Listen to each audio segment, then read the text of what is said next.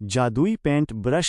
एक दफ़ा का जिक्र है कि दूर दराज पहाड़ियों के दामन में एक छोटे से गांव में रोहन नाम का एक नौजवान लड़का रहता था। रोहन एक गरीब मगर इंतहाई बासलाहियत फनकार था, जो अपना ज़्यादातर वक्त कुदरत की खूबसूरती को कैनवस पर उतारने में सिर्फ करता था। वो अक्सर दरिया के किनारे बैठकर गुरूब आफताब देखता और आसमान के दिलकश रंगों को अपने ब्रश से कैद कर लेता। एक दिन जंगल में घूमते हुए रोहन अचानक एक छुपी हुई गार में जा पहुंचा। गार में दाखिल होते ही वो ये देखकर हैरान रह गया कि वहां एक नन्ही परी चट्टान पर बैठी है। परी रोहन के अंगूठे से भी छोटी थी और उसके पर तितली की तरह नाजुक थे। परी ने अपना तारुफ लोना के नाम से कराया और रोहन को बताया कि वो फ़नून लतीफ़ा की मुहाफ़िज़ है। वो रोहन की सलाहियतों से बेहद मुतासिर हुई और उसे एक जादुई पेंट ब्रश तोहफे में देने का फ़ैसला किया। ये ब्रश एक नायाब जानवर के बेहतरीन बालों से बना था और उससे एक अजीब सी चमक निकल रही थी।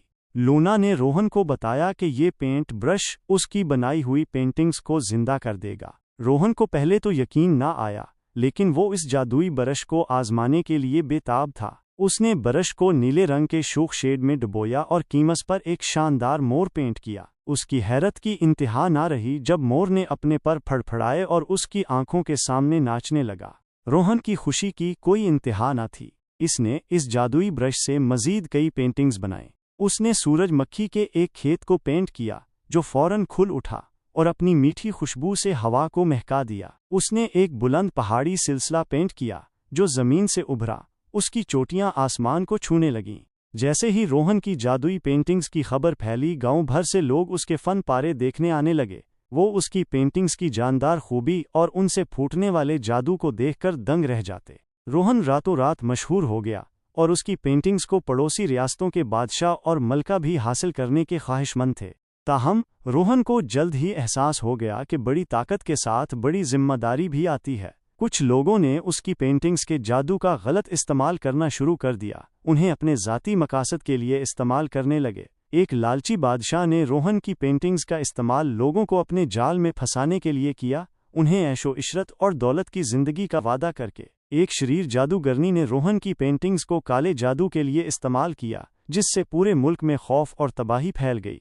रोहन जानता था कि उसे अपनी पेंटिंग्स के गलत इस्तेमाल को रोकने के लिए तेजी से कुछ करना होगा। उसने मदद के लिए लोना से राब्ता किया और दोनों ने मिलकर एक मंसूबा बनाया। रोहन ने अपने जादुई पेंट ब्रश का इस्तेमाल करते हुए एक ऐसी पेंटिंग बनाई जो काले जादू का मुकाबला कर सके। उसने फूलों से भरा हुआ एक खूबसूरत बाग पेंट किया जिसमें खालिस मोहब्बत और मेहरबानी फैलती थी।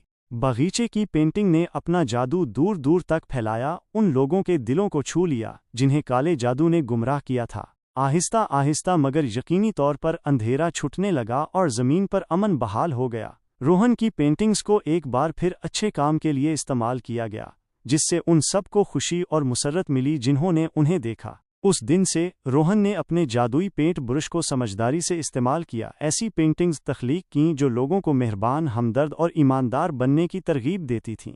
वो अब तक के सबसे बड़े फनकार के तौर पर जाने जाते थे और उनकी पेंटिंग्स को आने वाली नस्लों ने भी पसंद किया। और लोना नन्ही परी उसकी वफादार साथी रही। उसने उसके फ़नी सफ़र में उसकी रहनुमाई की और इस बात को यकीनी बनाया कि उसकी पेंटिंग्स का जादू अजीम तर भलाई के लिए इस्तेमाल होता रहे। रोहन और इसके जादुई पेंट ब्रश की कहानी हमें अपनी सलाहियतों और तहाइफ को जिम्मेदारी से और सबके फ़ायदे के लिए इस्तेमाल करने की अहमियत सिखाती है। ये हमें याद दिलाती है कि बड़ी ताकत के साथ बड़ी जिम्मेदारी आती है और ये कि मेहरबानी, हमदर्दी और ईमानदारी ही सबसे बड़ा जादू है। क्या आप इस कहानी के बारे